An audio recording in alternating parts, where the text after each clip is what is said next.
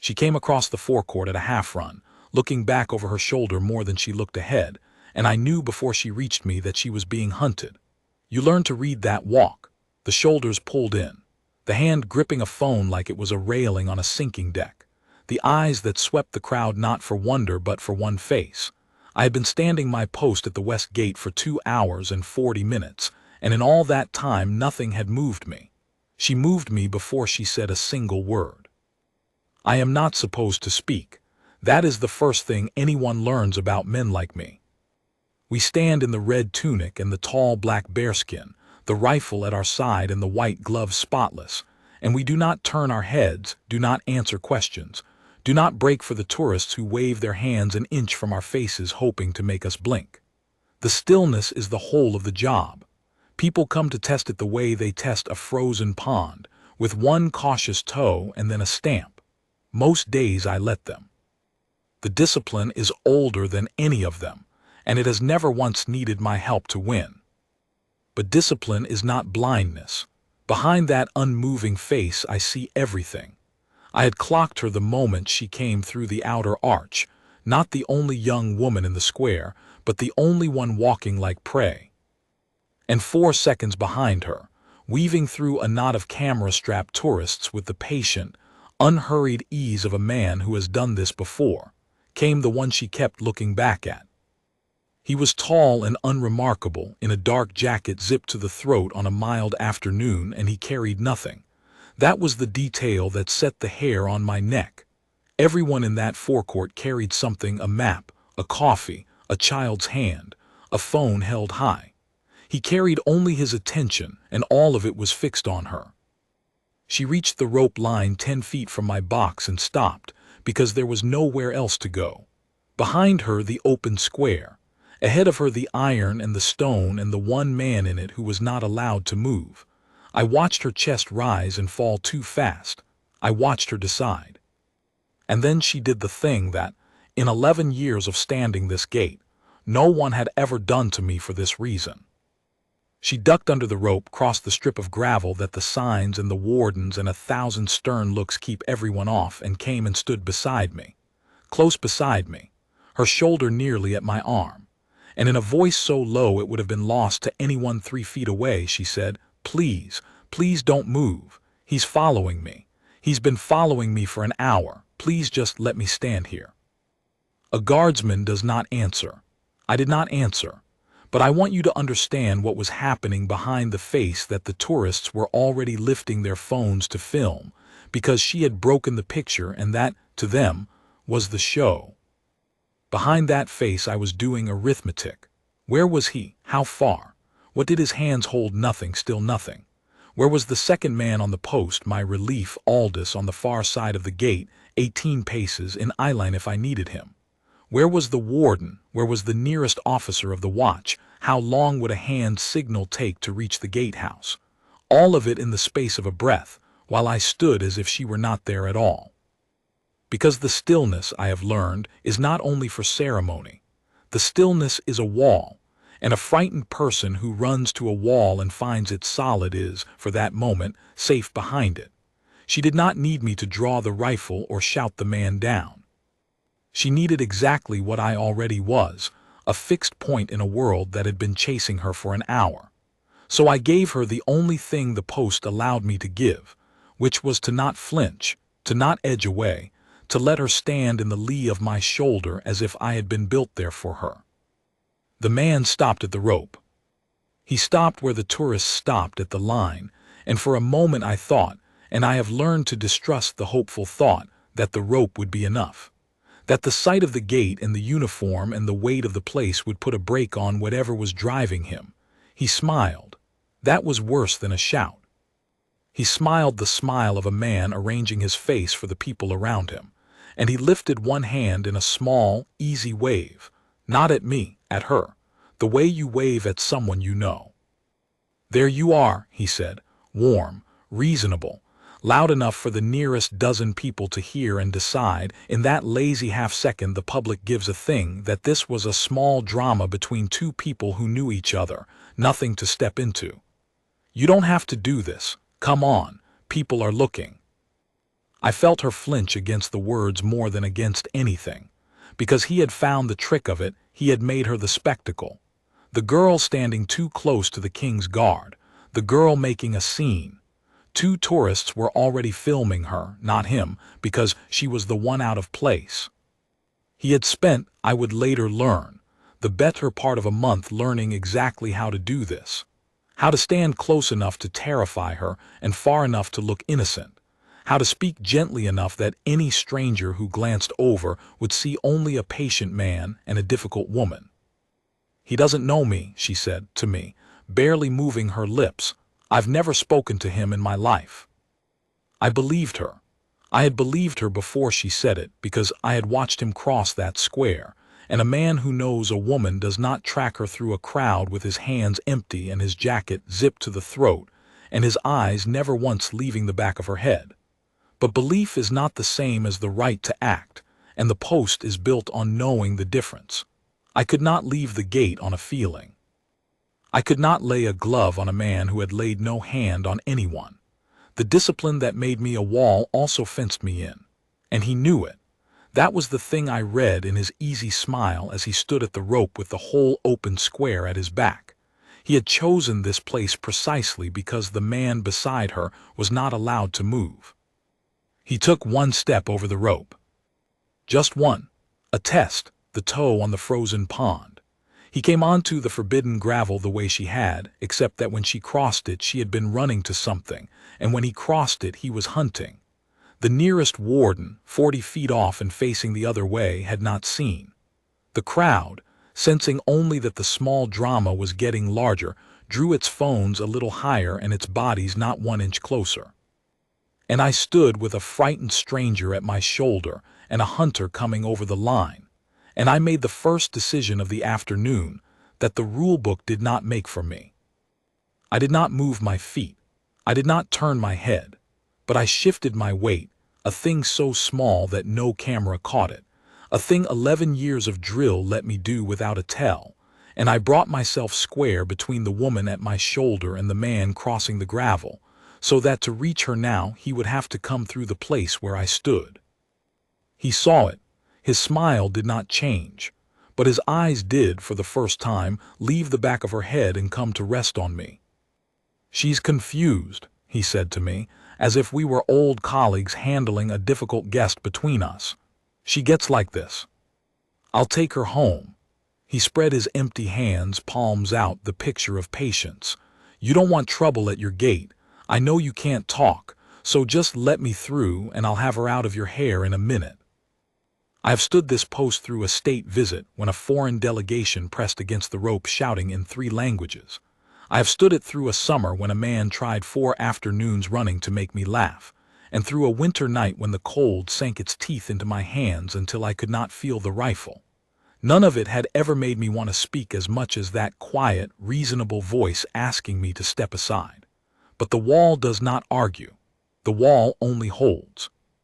And I understood, standing there, that my silence was now my sharpest tool, because he could not provoke a man who would not be provoked, could not embarrass a man who would not be drawn, could not make a scene with a partner who refused to play. The whole of his method needed the watching crowd to read me as an obstacle he was patiently, kindly working around. I gave them nothing to read. So he changed his angle. He stepped to my left, slow, casual, as if drifting along the gate to admire the stonework, and the woman moved with me, keeping my shoulder between them, and I let my weight follow her without lifting a heel from the gravel. To the cameras it must have looked like nothing, the guard, the girl, the man strolling. But it was a duel fought in inches. He moved, I closed the line. He moved the other way, I closed it again. He was learning the size of the wall, and the longer it lasted the more his pleasant face tightened at the corners, because every second the woman stood unreached was a second his story frayed. A patient man does not pace. A reasonable man does not circle. The crowd, slow as it is, was beginning to feel it. I saw a tourist lower her phone and frown. I saw a father draw his small daughter half a step back. The square was waking up. "You think you're protecting her," the man said, and now the warmth was thinning the way ice thins from the underside where you cannot see it. "You don't even know her. I've known her for, he stopped himself. A small stop. But I heard the shape of the lie change in his mouth, heard him reach for a number and decide against it. And I knew then with a certainty that did not need a court that everything she had whispered was true. I needed Aldous. My relief stood the far quarter of the gate, 18 paces, his own post, his own stillness. We are not permitted to call across to one another. The drill forbids it for the same reason it forbids everything, because the moment one guard breaks, the whole picture breaks. But the drill is not a suicide pact. There are signals, small ones built for exactly the day when the gate must speak without speaking. I brought my rifle, in the slow ceremonial way that draws no eye, from the order at my side up across my body, the carry we use on the march, nothing alarming, a guardsman simply shifting his arms. And I held it there a beat longer than the drill calls for. The barrel canted a particular few degrees, the signal we had drilled 100 times in the cold dawn yard and never once needed in earnest. 18 paces away, without turning his head, Aldous brought his own rifle up to match. It is a small thing, 2 men shifting their arms in unison at a gate.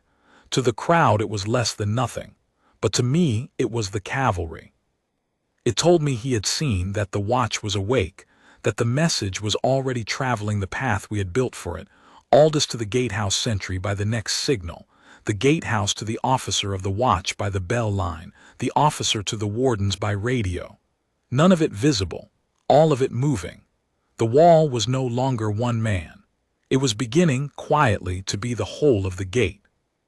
The man did not know that. He saw only that the obstacle had not yielded and the crowd was thickening and his minute was running out. And a hunter, when the hunt slips, does the thing that finally gives him away. He reached for her. Not a lunge. He was too careful for a lunge. He reached past my shoulder with one long arm and 2 fingers almost delicately, for the strap of her bag where it crossed her chest, to take hold of something of hers, to make the connection real in front of the watching square, to be a man retrieving his difficult companion rather than a stranger seizing a woman he had stalked for an hour. It was the smallest reach, and it crossed the only line that mattered, because the line was never the rope on the gravel. The line was her. I did not strike him. I want that understood, because everything in 11 years of this post bends toward the choice I made in that quarter-second, and the choice was not a blow. A blow was what he wanted, a guardsman swinging a rifle at an unarmed man in front of a forest of phones, the story flipping in an instant from a frightened woman to a brute in a bearskin. I gave him no blow. I gave him my forearm. I brought my left arm up, white glove and red wool, in a single disciplined motion that put the broad bone of it across the path of his reaching hand, and I stopped him. That was all. I did not grip, did not twist, did not push. I simply was there immovable where his fingers had meant to be, and his hand met my arm the way a wave meets a sea wall, all that intent, and nothing on the other side of it but stillness. His knuckles rapped against the metals at my chest. He pulled back as if he'd touched a stove. And for the first time, the crowd saw it clean. There is a difference between a scene and a witnessing, and in that instant the square crossed from one to the other. 100 people had been half watching a confusing little drama. Now they had seen, plainly, a man reach past a KingsGuard to grab at a woman cowering at his shoulder, and they had seen the guard's arm come up like a gate closing, and they understood in one shared breath who was who. The phones that had been filming her swung to him. A woman near the rope said, loud and clear, "Leave her alone," and it was not a question. The father with the small daughter took a step forward instead of back. The man felt the turn. I watched it land on him, the slow, sick realization of a person who has built his whole afternoon on being the reasonable one and finds, all at once, that the room has decided otherwise. He had wanted the crowd as his cover. The crowd was becoming the wall, too. "This is harassment," he said, and the word came out wrong in his mouth, because he had practiced saying it about her, and now it had turned around and pointed at him. He looked from me to the woman to the faces closing in, and something in him understood that the easy version of this hour was gone. So he stopped being easy. His hand went to the front of his zip jacket, and the whole square, and I most of all, did not know in that frozen instant what was under it. A guardsman is trained for that quarter second more than for any other. Everything in the drill, every cold dawn in the yard, every drill sergeant's bark, is rehearsal for the moment a hand moves toward the unseen, and you must decide, in less time than it takes to breathe, between the worst thing and the lesser thing. My rifle was across my body from the signal carry. I did not raise it. I will tell you why, because the not raising was the whole of the discipline. A raised weapon at the gate brings a response that does not stop to ask questions, and there were 40 civilians inside 30 feet, a small daughter among them. The post is not mine to turn into a battlefield over a guess, so I did the colder, harder thing. I stepped for the first time, I moved my feet, 2 square paces, and I put my whole body between his hand and the woman, my back to her, my front to him, so that whatever came out of that jacket would have to come through the red wool and the metals and the man inside them before it reached her. It was a zip. He pulled it down, and what came out was his other hand, holding nothing but the phone he had kept against his chest, and he lifted it and began to film me. Film us. The hunter's last instinct to make a record, to build the story even now, the guard who manhandled a citizen, the woman who caused it all. The relief of it did not show on my face. Nothing showed on my face. But I have stood many things, and that small gray rectangle pointed at me. After the half-second I had spent certain it might be something else, left a cold weight in my chest that took the rest of the watch to lift. He had counted on the camera the way other men count on a fist, and he was not wrong to. The phone is the modern weapon at this gate.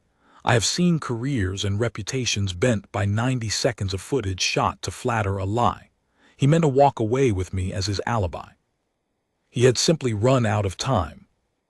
I heard the gate behind me before he saw the men come through it. The small iron wicket in the great gate has a particular sound, a double click and a low groan, and I had been listening for it the way you listen for your own name. 2 of the watch came through at a walk that was not quite a march and not quite a run, Sergeant Hask in the lead, who had stood this gate longer than I had, and whose face, even at rest, has talked grown men out of their nonsense. Behind him, a constable of the civil police, summoned by the radio that the bell line had set ringing the moment Aldous matched my carry.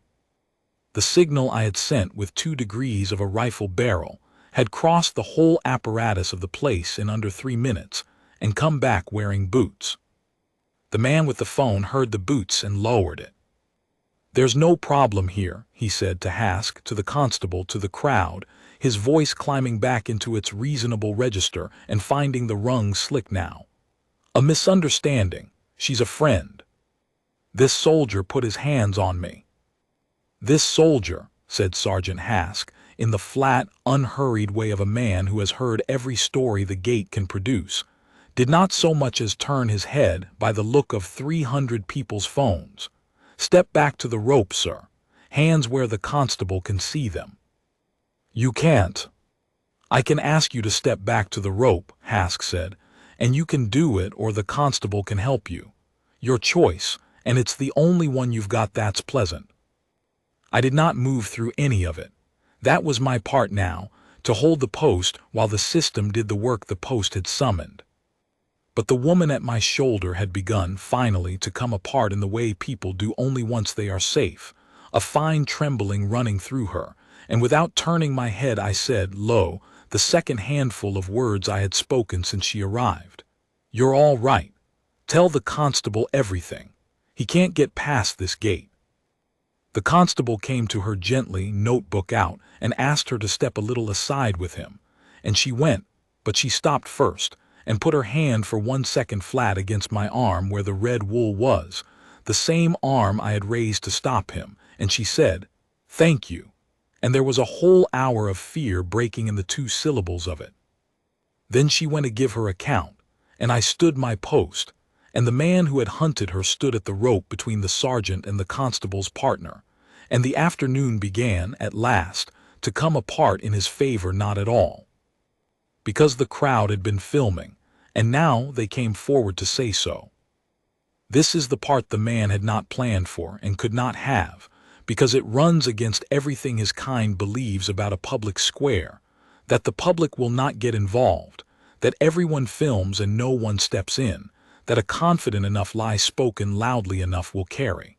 For an hour across a city he had followed her through, that belief had held. It broke at the gate. The woman near the rope who had said leave her alone came to the constable with her phone already open to the clip. The father with the small daughter gave his name. A pair of students who had come to watch the changing of the guard had instead recorded the whole slow duel of inches, the man circling, the reach for the bag strap, my arm coming up. A retired woman in a green Mac had been watching from the moment he crossed the outer arch and could say, in the firm voice of someone who has waited her whole life to be useful in exactly this way, that she had seen him follow the young lady the length of the long avenue, keeping always 4 or 5 people back. He had wanted witnesses. He got them. They simply witnessed the truth. I watched it land on him in stages, the way I had watched the crowd's mood turn, first the bluster, then the calculation, then the slow draining understanding that there was no version of this he walked away from clean. He had built his whole method on being unprovable, on the gap between what a frightened woman knows in her body and what she can show a stranger. And the gate had closed that gap in 11 minutes. A woman's account, a guardsman's witness, 300 phones, and a half-circle of citizens who had decided, all at once, to be the kind of people who say what they saw.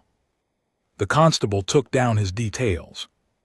There would be more, there is always more, the questions and the cautions and the long grind of process that follows a thing like this, and I would give my own account that evening to the officer of the watch, every inch of it, the carry I'd signaled, the arm I'd raised, the 2 paces I'd stepped, all of it logged and clean. But the heart of it was already decided there at the rope. He was named. He was recorded. He was, for the first time in the hour he had owned, on the wrong side of every eye in the square. And he was, I will tell you, afraid, not of me. I had laid 1 forearm in his path and not a finger more. He was afraid of the thing the gate had become. Not a single still man he could circle and outwait, but a wall that had grown sergeants and constables and 300 witnesses out of the stone. A wall that had been waiting all along behind the one quiet guardsman he thought he could work around. He looked at me one last time before the constable walked him toward the gatehouse. I gave him the same nothing I had given him from the start. Eyes forward, face still, the wall unchanged. But I want you to know what was behind it, because that is the only thing I have ever had to give that the post could not take from me. Behind the face I was thinking of a winter 18 years gone, before the bearskin, before the gate, when I had a sister 3 years younger than me and a man who would not stop coming to the door. I will not dress it up. He never struck her. That was his whole cleverness, the same cleverness I had read in the zip jacket and the easy smile. He stayed always 1 careful step short of the thing anyone could act on, so that for the better part of a year the only proof we had was the way she stopped walking like herself, the way she looked over her shoulder, the way she gripped whatever was in her hand like a railing on a sinking deck. I was 19 and full of the wrong kind of strength, and I learned that year the hardest lesson the gate has only deepened in me, that the fist is the weak man's tool, that swinging at a careful predator gives him exactly the story he wants, and that the thing that actually saves the hunted is not a louder violence but a wall they cannot get around, a record, a witness, a system that finally believes her. We got there in the end. It took too long. And some part of me has stood at every gate since, waiting for the chance to make it take less long for someone else. So when a frightened stranger ducked under my rope and asked me not to move, she did not know that she had run to the one post in the city most ready to be exactly what she needed. She thought she was hiding behind a statue. She was hiding behind a brother who had been training 18 years for her arrival. The drill master who made me, an old sergeant with a voice like a closing drawer, used to say that the hardest order in the service is the order to do nothing. Any fool can charge, he said. It takes a soldier to hold. I did not understand him at 19. I understand him now. Everything that saved that woman was a kind of holding. The holding of my feet at the post. The holding of my tongue against the man's reasonable poison. The holding of my arm in his path without the blow he was fishing for. The holding of the whole structure of the gate to its drilled and patient course, while every instinct in my chest wanted to put the man through the rope. The stillness people come to mock. The stillness they wave their hands in front of to make me laugh. That stillness was the weapon. It was the only weapon that could not be turned around and aimed back at her. The watch took him in through the gatehouse, and the long machinery of consequence took him from there. I will not pretend I saw all of it. A guardsman returns to his post, and the post does not bend to follow him. But the officer of the watch told me later the shape of what followed, because he knew the winter I have just told you and knew I would want to carry it the rest of the day in something better than worry. The man had a name, and the name was already known. Not to the police, not yet. He had been too careful for that, the careful predator's whole career being the gap between what is felt and what is proved. But to the woman, and to 2 women before her, whose accounts the constable found once he knew where to look, and who had each carried for months the particular loneliness of the unbelieved. The gap that had protected him closed in a single afternoon, because at the one gate in the city he chose to run his play, the wall had been waiting and the crowd had decided to speak. 300 phones, a retired woman in a green Mac, a guardsman's logged account, signed before the ink of the day was dry. He had built his safety on never being seen plainly. He was, at last, seen plainly. The process would do the rest, and it would do it on a foundation of record rather than on the shifting ground of a frightened woman's word against a reasonable man's smile, which is to say, on the only ground that has ever held. The young woman did not leave at once. After she had given her account, after the constable had walked the man toward the gatehouse and the crowd had begun, in the slow way of crowds, to remember that it had somewhere else to be, she came back to the rope where I stood. She did not duck under it this time. She stood on the public side, where she was meant to be, where the world was hers again, and that small fact, that she could stand on the right side of the rope and not feel hunted, was the whole of what we had done for her. "They want me to come in tomorrow," she said, "to make a proper statement. There are others," they said. Her voice had steadied. The trembling was gone out of it, though her eyes were still rimmed and bright. I didn't know there were others. I could not answer her, of course. The watch was settling, the relief of the afternoon shift forming up beyond the gate, the public flowing back into its ordinary current, and a guardsman who is not actively saving a life does not chat across the rope. But Sergeant Hask had stayed a moment, and Hask, who has earned the right to speak where I have not, answered her for me. "He'll tell you the same as I will, miss," Hask said, nodding at me. "You did the right thing coming here. People think this gate is for show." He glanced at the great iron, at the stone, at the man in the bearskin who would not turn his head. "It isn't only for show, it's a fixed point. When everything's moving and you can't tell who to trust, you run to the thing that doesn't move. That's half of what we're for, and it's the better half." He touched the brim of his cap to her. "Come in tomorrow. Bring whoever you trust with you. And don't you carry 1 ounce of this as if it were yours. It was never yours." She looked at me when he said it. I think she understood that the words were mine as much as his, passed through him because the post had sealed my mouth.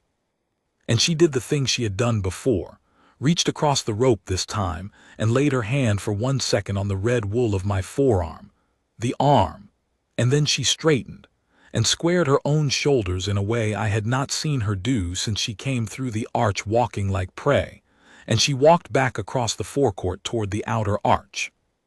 She did not look over her shoulder once. I watched her the whole way, not by turning my head.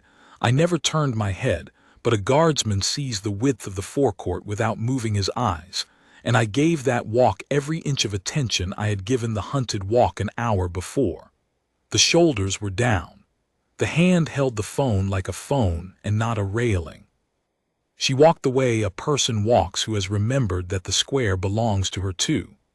At the arch she paused and turned, and looked back across the whole length of the forecourt to the small red figure at the west gate, and though I could not nod, could not lift a hand, could not give her one thing the watching world would see, I let my eyes find hers for the length of a single breath.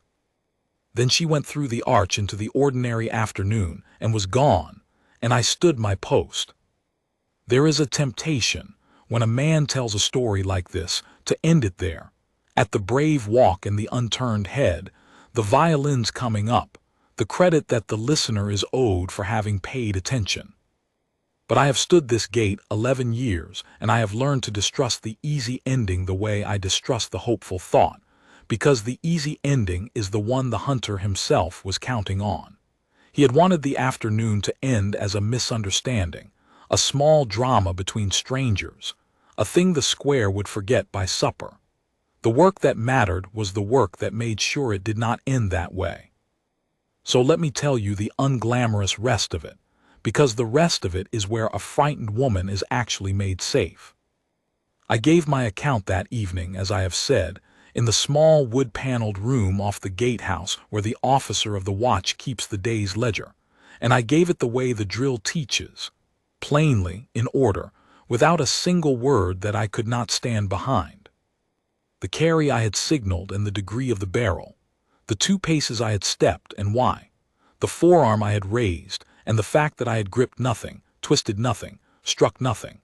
The officer wrote it all and read it back, and I signed it, and that signature mattered more than any blow I could ever have thrown, because a signed account from a man whose whole profession is not lying carries a weight in the slow rooms where these things are decided that no fury ever has. The footage came in over the following days, gathered by the constable from the people who had stepped forward, the woman by the rope, the students, the father, the retired woman in the green mac who, the officer told me with something close to affection, had marched into the station the next morning with a written timeline and a demand to know what was being done. Set beside the women's accounts, set beside my own, the footage did the one thing the man had spent a careful career making impossible. It made him provable. The gap he lived in, the gap between what a hunted woman feels in her body and what she can lay before a stranger, was filled, frame by 300 witnesses who had decided not to look away.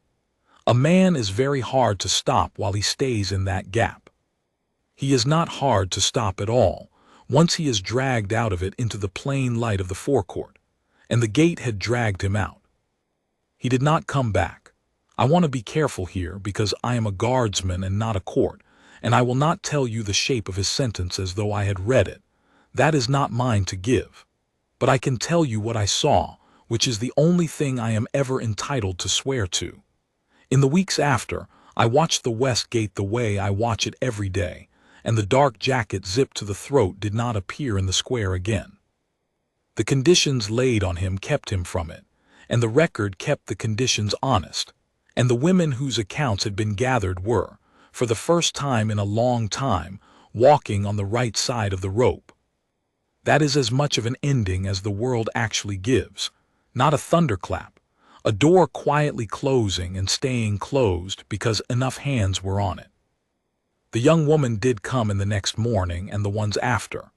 The officer of the watch is not free to tell me much, and tells me less than he could, but he let me know because he knew the winter and knew what it would mean to me that she had not come alone. She had brought a sister. And that the 2 women who had carried their own unbelieved months came in within the week, and that the 3 of them, sitting in a row in a station they had each been afraid no one would believe them in, had found in one another's accounts the thing every hunted person is starved of: corroboration, proof that it had not been in their heads, proof that the looking over the shoulder had been earned and was not weakness, and was not theirs to carry as shame. The gate had given them that, not by drawing a weapon, by being for one afternoon a fixed point solid enough to gather the truth around. I think about the drill master's hardest order more than I used to, the order to do nothing. He was right, and he was also, I have come to think, not quite complete, because the stillness was never nothing. The stillness was the most active thing in that square. It was the wall that the hunted ran to and the hunter could not get around. It was the silence that gave his reasonable poison nowhere to land. It was the held arm that stopped a reach without becoming a blow, the held tongue that refused him his scene, the held post that summoned an entire apparatus of sergeants and constables and witnesses without my once leaving the spot where she had asked me to stand. Doing nothing, the way a guardsman does it, is the loudest thing a man can do.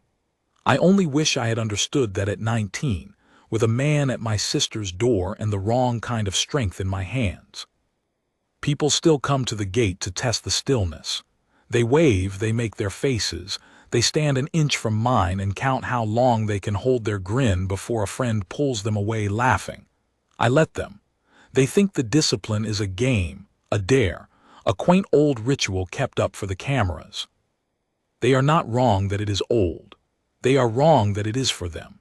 The discipline is kept sharp for the 1 person in 1,000 who comes across the forecourt not to test the wall but to run to it, the person walking like prey, looking back more than ahead, gripping a phone like a railing on a sinking deck. For that person, the stillness is not a game at all. It is the difference between an hour that ends in a gatehouse and an hour that ends somewhere I will not name. And on the day she comes, every wasted grin and every mocking wave will have been worth it, because the wall she runs to will be solid, and it will hold, and it will have been holding all along precisely for her. I never learned her name.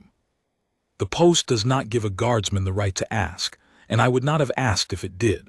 I do not need it. I have the memory of a walk that came across the forecourt bent with fear and went back through the arch with the shoulders squared, and a hand laid twice for 1 second each on the red wool of my arm, and a look found across the whole length of the court for the length of a single breath. That is more than enough. That is, in truth, the whole of what 18 years and a winter I will not forget were always pointing toward.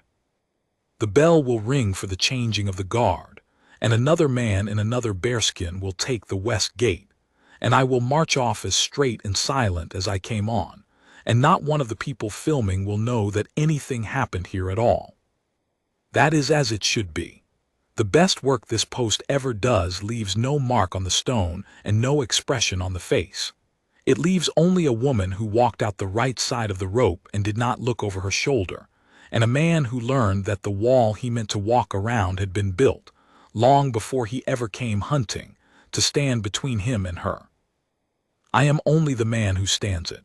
But on the afternoon she ran to the post, I was exactly that, a fixed point in a moving world, a wall with a brother behind it, a stillness that finally, after 18 years, did the one thing it had always been waiting to do.